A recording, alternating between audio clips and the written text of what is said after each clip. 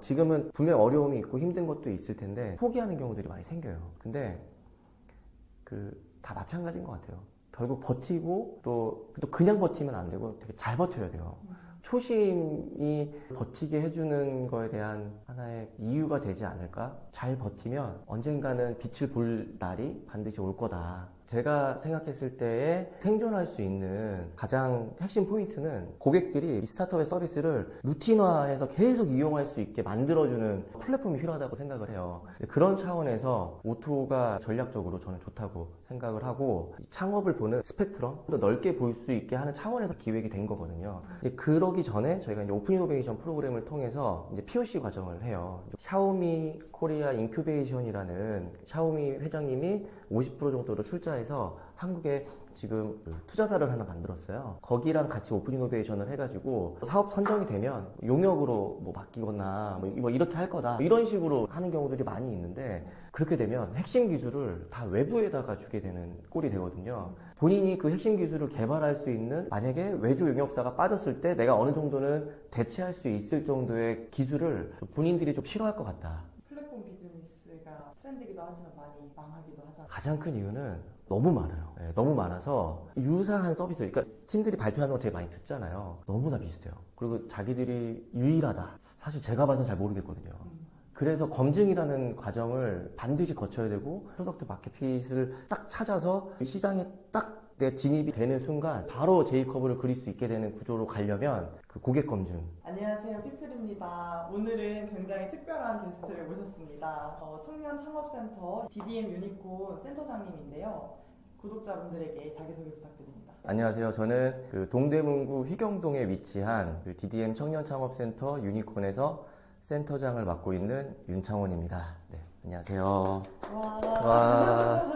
센터장님, 요즘 네. 청년 창업 열풍이 굉장히 뜨겁잖아요. 그렇죠. 특히 동대문 지역에서 주목받는 이유가 있을까요? 동대문구가 서울시 25개 구 안에서도 20대 청년 인구가 한 6위 정도 되는 진짜 청년이 많은 지역에 해당이 돼요. 특히나 이 지역에는 서울 지역 내에서도 좀 괜찮은 청년들이 모여 있는데 그 이유가 이제 한국외국어대학교, 경희대학교, 서울시립대가 이 근처에 다 위치하고 있어서 요즘에는 대학들이 학생들을 대상으로 창업 교육이나 창업 동아리, 그다음에 각종 비교과 창업 프로그램들을 많이 하다 보니까 자연스럽게 취업보다는 창업에 관심을 갖는 친구들이 좀 많아졌고 거기에 따라 이제 동대문 구에서도 청년 창업 센터도 2023년부터 저희가 운영을 하고 있습니다. 특히 회기역 1번 출구 쪽으로 넘어가면 바이오 쪽을 생태계를 좀 다루고 있는 바이오 허브라는 곳이 있어요. 고대나 경희대 그리고 키스트가 같이 운영을 하면서 이쪽 바이오와 관련된 산업은 진작부터 좀 많이 좀 지원을 하고 있었던 터라 동대문구가 테크 기반의 스타트업만 하다가 유니콘 센터가 생기면서 자연스럽게 관심을 좀 많이 갖게 된 것 같아요. 네. DDM 청년 창업센터 유니콘은 어떤 창업가들을 위해 만들어진 공간인가요?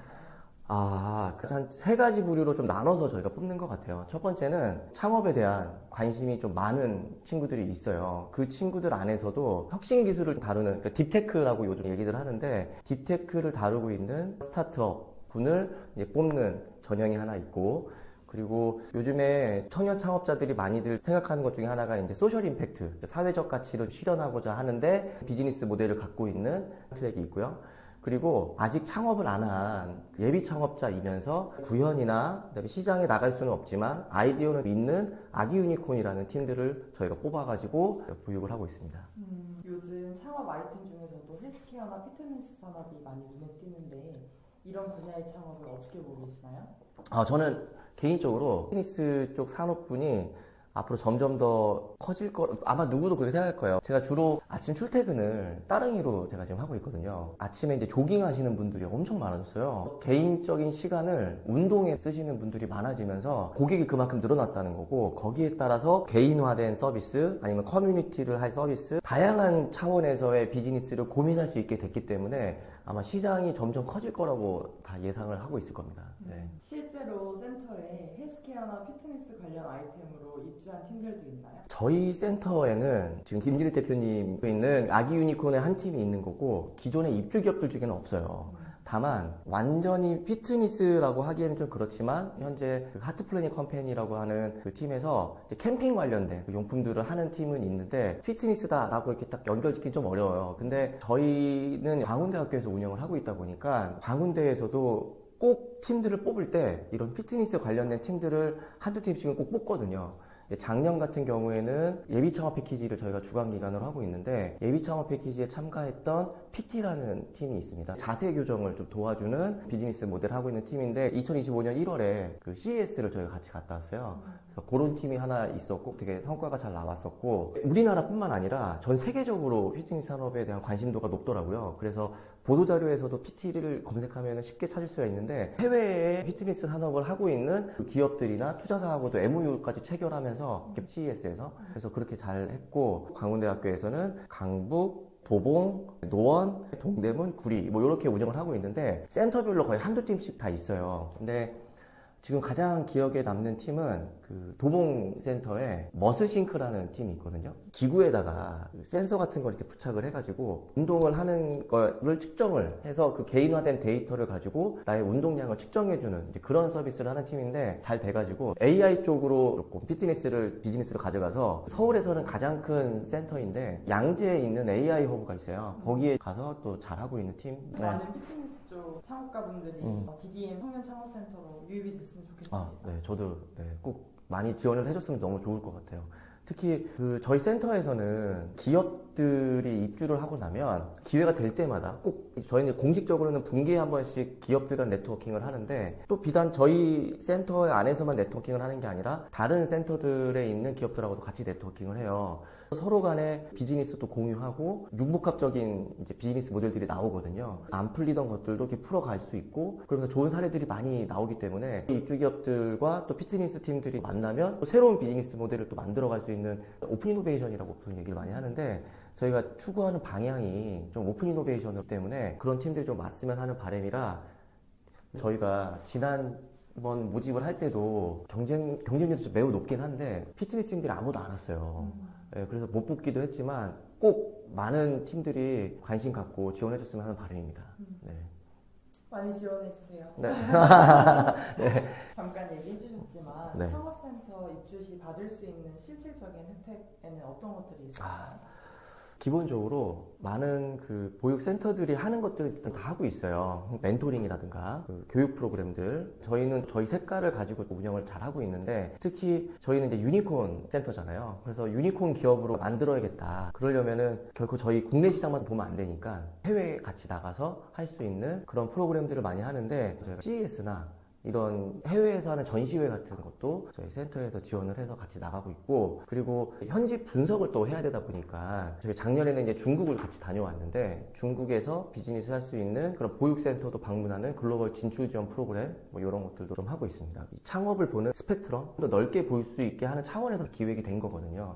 그러기 전에 저희가 이제 오픈 이노베이션 프로그램을 통해서 이제 POC 과정을 해요. 작년에는 중국 가는 걸로 저희가 좀 포커싱이 맞춰져 있어서 샤오미 코리아 인큐베이션이라는 샤오미 회장님이 50% 정도로 출자해서 한국에 지금 그 투자사를 하나 만들었어요. 거기랑 같이 오픈 이노베이션을 해가지고 중국의 베이징대랑 두 개 대학의 청년들을 대상으로 고객 검증을 하는 그런 프로그램도 저희가 진행을 했었습니다. 근데 이런 입주 기업들만 대상으로 하는 그런 프로그램들도 있고 또 개방형 프로그램들도 하고 있어요. 시기에 맞는 주제들로 아카데미 프로그램들도 매달 1회 진행을 하고 있습니다. 그리고 멘토링도 단순히 그냥 모셔가지고 멘토링을 하는 게 아니라 저희가 또 이제 6개월에 한 번씩 다 면담을 해요. 기업들 면담을 해서 이제 좀 진단을 저희 센터 차원에서 먼저 하고 거기에 필요한 이제 투자사 아니면은 창업 지원 기관 아니면은 뭐 다른 선배 창업자들을 매칭을 해서 멘토링을 진행을 해서 작년에는 총 보니까 한 75개 기관, 기업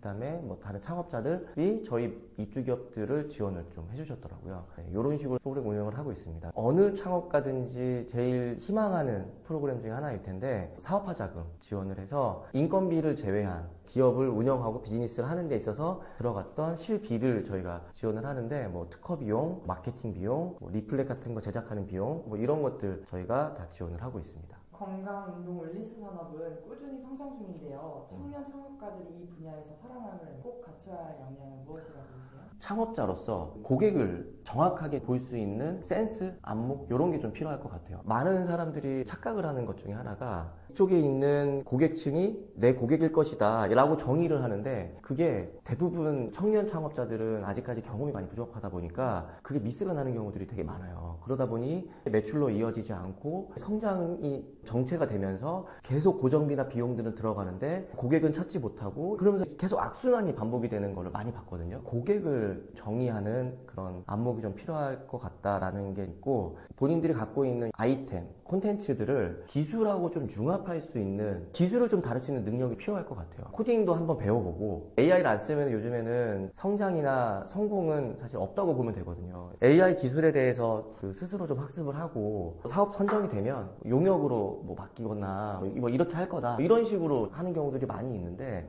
그렇게 되면 핵심 기술을 다 외부에다가 주게 되는 꼴이 되거든요. 본인이 그 핵심 기술을 개발할 수 있는 프로 개발자처럼 아니더라도 그래도 어느 정도 가이드도 주고 만약에 외주 용역사가 빠졌을 때 내가 어느 정도는 대체할 수 있을 정도의 기술을 본인들이 좀 필요할 것 같다. 그래서 고객을 보는 눈, 기술을 다룰 줄 아는 능력 뭐 이 정도가 좀 가장 필요할 것 같다. 굉장히 핵심적인 요소를 찝어주시는 네. 피트니스나 운동 서비스를 기반으로 한 O2O 플랫폼 비즈니스도 많아졌잖아요. 이런 트렌드에 대해서 어떻게 생각하세요? 물론 O2O라는 개념이 나온 거는 조금 오래되긴 했지만 온라인하고 오프라인을 연결하는 비즈니스는 긍정적으로 봐요. 피트니스도 마찬가지고 모든 산업들이 마찬가지인데 제가 생각했을 때의 그 생존할 수 있는 그 가장 핵심 포인트는 한 단어로 좀 정의를 하자면 루틴이라고 말할 수 있을 것 같거든요. 고객들이 이 스타트업의 서비스를 루틴화해서 계속 이용할 수 있게 만들어주는 플랫폼이 필요하다고 생각을 해요. 그런 차원에서 O2O가 전략적으로 저는 좋다고 생각을 하고 대신 이 O2O 플랫폼이 단순히 저장하거나 기록하거나 이런 차원으로만 끝나는 게 아니라 이런 피트니스 관련돼서 앞서서 잠깐 말씀드렸지만 개인화된 서비스 아니면 커뮤니티로 관련된 서비스 뭐 이런 서비스들이 리워드 차원에서 데이터를 분석하고 고객들이 원하는 정보들을 줄 수 있는 고도화된 플랫폼으로 잘 자리 잡으면 굉장히 매력적인 서비스라고 저는 생각을 합니다. 네. 플랫폼 비즈니스가 트렌드이기도 하지만 많이 망하기도 하잖아요. 맞아요. 혹시 네. 센터장님이 생각하시는 원인이 있을까요? 가장 큰 이유는 너무 많아요. 네, 너무 많아서 유사한 서비스, 그러니까 팀들이 발표하는 거 되게 많이 듣잖아요. 너무나 비슷해요. 그리고 자기들이 유일하다. 사실 제가 봐서 잘 모르겠거든요. 그래서 검증이라는 과정을 반드시 거쳐야 되고 많이 할수록 좋다고 저는 생각을 하는데 검증 과정을 위한 투자나 이런 비용이 나가는 거에 대해서는 절대적으로 저는 아끼지 말아달라고 팀들한테도 얘기를 많이 하거든요. PMF라고 하는데 프로덕트 마켓 핏을 딱 찾아서 시장에 딱 내 진입이 되는 순간, 정착이 되는 순간부터는 바로 J커브를 그릴 수 있게 되는 구조로 가려면 그 고객 검증 많이 거치면서 진짜 고객들이 원하는 게 뭔가 잘 내 플랫폼에 녹여야 돼요. 근데 그러려면 다른 플랫폼과의 차별성을 찾아야 되는데 검증 과정에 대한 노하우도 아직 부족하고 그렇기 때문에 저희 센터에 오시면 그 투자사나 창업 지원 기관들을 통해서 POC 과정을 거칠 수 있게 해드리거든요. 그래서 네, 저희 센터로 오시면 너무 좋을 것 같습니다. 네. 네. 창업을 준비 중인 친구들이 자주 고민하는 것 중 하나가 난 전문가가 아닌데 가능할까? 이런 생각들을 많이 하잖아요. 네. 센터장님은 어떻게 해주시나요? 일단은 너무 두려워할 필요가 없다. 그러니까 만약에 내가 좀 창업에 대한 두려움이 있다. 근데 아이템이 있거나 아이디어가 있다라고 한다면 센터에 방문을 하거나 창업을 지원해주는 기관에 가서 상담을 받아보면서 내가 창업이라는 것에 좀 적합한가 봐야 될 것 같아요. 저는 창업센터를 운영을 하고 있긴 하지만 그리고 많은 청년들이 스타트업이라는 선택을 해서 성장을 해서 유니콘 기업으로 됐으면 하는 바람도 있어요. 하지만 모두가 다 기업가에 적합하지는 않다고 생각을 하거든요. 그래서 무조건 창업으로 해야 된다 이런 얘기는 안 해요. 다만 창업을 하건 다른데 취업을 하건 간에 요즘 청년들은 자신감이 좀 떨어져 있는 거는 많이 느끼거든요. 저도 대학에서 근무를 오랫동안 했고 그러다 보니까 이 청년들 만나보면 되게 자신감이 많이 떨어져 있어요. 이제 과거에는 이제 주인의식이라는 말을 좀 많이 했는데 주인의식 요즘에 이제 기업가 정신이라고 얘기를 하거든요. 스스로 자부심을 좀 갖고 내가 내 인생을 살아가는 데 있어서 좀 주도적으로 책임감 있게 하는 것들을 찾아갔으면 좋겠는데 그런 차원에서는 이제 센터에서 하는 그런 오픈형, 그 개방형 교육 프로그램도 한번 들어보고 내가 이 아이템을 창업을 했을 때 성공을 할 수 있겠다. 또는 나는 다른 기업이나 기관에 들어가서 이 아이템을 거기서 한번 스케일업 시켜봐야겠다. 뭐 이런 것들을 찾을 수 있게 저희가 도움을 드리거든요. 시간이 마냥 기다려주진 않거든요. 그래서 너무 망설이지 말고 센터나 창업을 지원해주는 기관에 가서 상담을 하면서 나의 적성도 찾아보고, 기관 차원에서 또 얘기를 하면 잔소리처럼 들릴 수 있고 왠지 그 꼰대처럼 막 얘기하는 걸로 느낄 수 있거든요. 그래서 앞서서 창업한 선배 창업자들, 저희는 입주 기업들이 대부분 또 젊은 친구들이거든요. 20대 후반에서 30대 중반까지 그 친구들의 또 경험이나 이런 것들을 통해서 또 내가 이런 게 맞는가 아닌가 찾아갈 수 있기 때문에 망설이지 말고 좀 맞으면서 하는 바람입니다. 네. 요즘 센터 입주 경쟁이 치열하다고 들었는데요. 센터장님이 꼽는 입주 잘하는 팀의 공통점이 있을까요? 입주 잘하는 팀들, 이 굉장히 케이스 바이 케이스인데 이 창업에 대해서 얼만큼 진심인가, 예비부터 3년 미만 스타트업들을 뽑고 있거든요. 물론 예비 창업 단계에서부터도 굉장히 많은 준비를 해서 입주를 하는 팀들이 있어요. 그런 팀들은 또 당연히 자연스럽게 잘 될 테지만 아이디어만 갖고 지원하는 팀들도 있긴 하거든요. 아이디어만 갖고 있을지라도 스타트업이나 창업 생태계를 바라보는 그 본인들이 얼만큼 진심으로 이걸 바라보고 있나, 이거를 발표평가를 하다 보면 자연스럽게 느껴져요. 내가 단순히 취업이라는 게 잘 안 돼서 창업이라는 걸 선택해가지고 지원 사업만 따가지고 이렇게 이제 하는 친구들은 금방 확인이 되거든요. 이 창업에 대해서 얼만큼 진심인가, 그리고 내가 이 아이템을 이렇게까지 만들기 위한 어떠한 노력과 과정을 거쳤고 앞으로는 어떻게 나갈 것인지에 대한 계획이나 성과나 이런 것들이 굉장히 구체적으로 잘 나와 있는 팀들은 아마 선정이 잘 되는 것 같아요, 그런 팀들은. 그리고 혼자서 하기보다는 좋은 파트너를 빨리 찾아야 된다. 혼자서만 하는 사업은 저는 사업이나 스타트업이라고 하기보다는 프리랜서라고 얘기를 하거든요. 스타트업은 창업 생태가 갖고 있는 페인 포인트를 잘 해결해야 되는데 혼자서는 절대 해결할 수 없다고 저는 생각을 합니다. 좋은 동료를 찾아서 함께 문제를 해결해야 같이 성장을 할 수 있거든요. 좋은 팀빌딩, 내가 창업을 바라보는 데 있어서 얼마큼 진심인가, 그리고 왜 이게 아이템으로 왔고 그 스케일업 하기 위해서 어떠한 과정들을 거쳐가고 있고 앞으로는 어떠한 계획을 갖고 있는지에 대한 준비가 잘 되어 있으면 선정으로 잘 연결이 되는 것 같습니다. 네. 가장 중요한 건 진심이네요. 너무 진심 너무 중요하죠. 네. 반대로 이런 친구는 창업을 다시 생각해봐야 할 수도 있다 싶은 경우도 있을까요? 많죠. 앞서도 잠깐 말씀드렸지만 내가 뭔가를 하기는 해야 되는데 다 안 돼서 창업일을 선택하는 친구들이 있거든요. 그런 친구들은 저는 무조건 다시 생각을 해봐야 된다라고 저는 개인적으로 그렇게 생각을 하고요. 창업이 돌파구는 아니에요. 오히려 창업이 더 리스크가 높고 더 위험하다고 저는 생각이 들어요. 그냥 단순히 회피 목적으로 내 인생에 있어서 시간이 없다고 판단이 들어서 쫓겨서 창업으로 오는 친구들은 반드시 다시 생각을 해야 된다고 생각을 하고, 그리고 아이템이 아직 명확하지가 않은데 사업자 등록을 해서 창업을 하는 거는 저는 반대라고 생각을 합니다. 아이디어 단계에서는 반드시 좀 지원 기관이나 다른 사업들을 통해서 이 아이템을 뭔가 검증하는 과정을 거쳐야 되고, 그리고 이거 MVP를 만들어서 이게 진짜 시장에서 먹힐지 먹히지 않을지를 테스트를 해봐야 되는데, 과정에 대한 그 개념이나 계획이 없는 팀들은 창업은 나중에 해달라는 얘기들을 많이 하거든요. 그래서 그런 계획들을 좀 없는 팀들은 좀 창업을 좀 다시 좀 생각하고 더 계획을 세워라, 뭐 이런 얘기들을 하고 있습니다. 목이 타네요. 센터 내 창업가들 간의 교류가 활발한 것 같은데 네. 기억에 남는 에피소드가 있다면 소개해주세요. 저희 프로그램 중에서 가장 대표적인 프로그램 중에 하나인 홈커밍이 있어요. 졸업팀들, 기존 팀들, 저는 시그니처 프로그램으로 가져가려고 좀 하는 게 경희대, 외대, 시립대에 있는 팀들까지 초대를 해서 같이 진행을 하거든요. 그쪽에 있는 팀들의 우수 사례들, 저희 팀의 우수 사례들을 서로 공유할 수 있는 자리를 만들어요. 이제 사례 발표도 하고 인사이트도 얻게 되고 토크 콘서트도 하고 서로 정보도 공유하고 좀 재밌는 시간을 가지려고 하거든요. 이제 그게 가장 재밌게 할 수 있고 기억에도 많이 남는 것 같습니다. 네. 제가 어제 귀국해서 네. 오늘 DDM 유니콘으로 오는데 친정 오는 기분이 네. 네. 자주 오세요. 네. 네. 만약 센터장님이 20대로 돌아가 창업을 한다면 네. 어떤 아이템이나 분야를 선택하고 싶으세요? 사실 대학생 때 저희 모교에서 했었던 창업 경진대회에 나가서 좋은 성과를 거뒀었어요.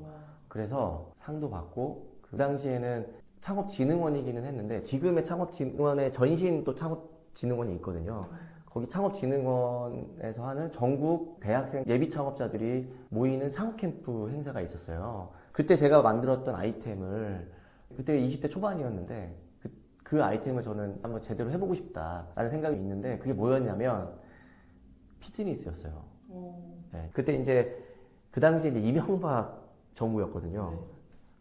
이 방송에 나가면 될지 모르겠는데 그때 4대강 사업 이슈가 있으면서 자전거 타는 사람들이 엄청 많이 늘어났어요.